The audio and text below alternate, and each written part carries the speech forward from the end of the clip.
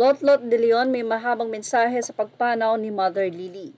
Sabi nga nila kahit hindi na natin madalas makasama ang mga importanteng tao sa buhay natin, mananatili ang mga alaala na masaya, nakaukit na yon sa puso.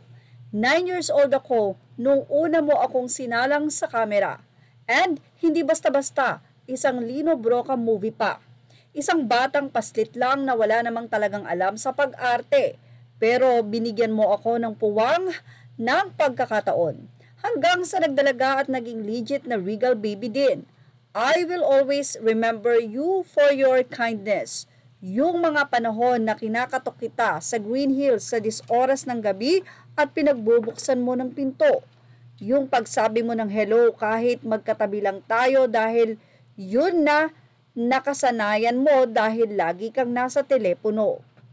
Yung mga halakhak mong umaalingaw-ngaw sa Valencia, isang tahanan na puno ng magagandang alaala.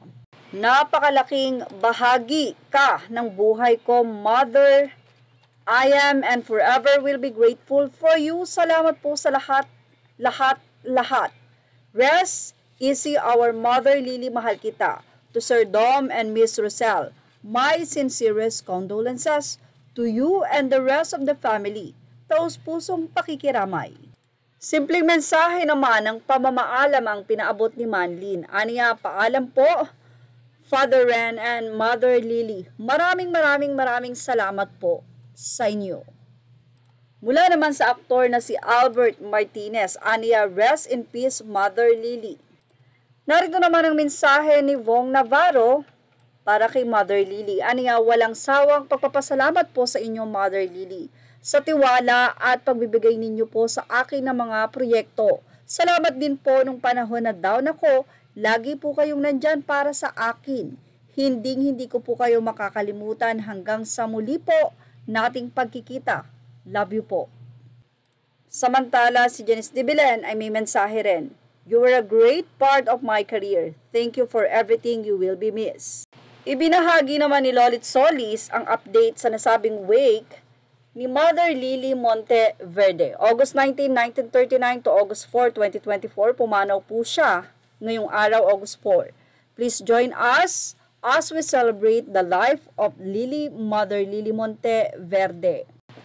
A beloved, caring mother to her children, Winston, Meme, Rosel, Dondon, and Goldwyn, in-laws, Stephen and Grace, and granddaughter-in-law, Winnie, a fun-loving grandma to her grandchildren, Kate, Theo, Bridget, Matthew, Redwin, Jewel, and Kristen, great-grandchild, Michaela. Wake and memorial service to be held at 38 Valencia Events Place, Quezon City, starts on August 5, 3:30 p.m. to 12 midnight, August 6, August 9, 10 a.m. to 12 midnight.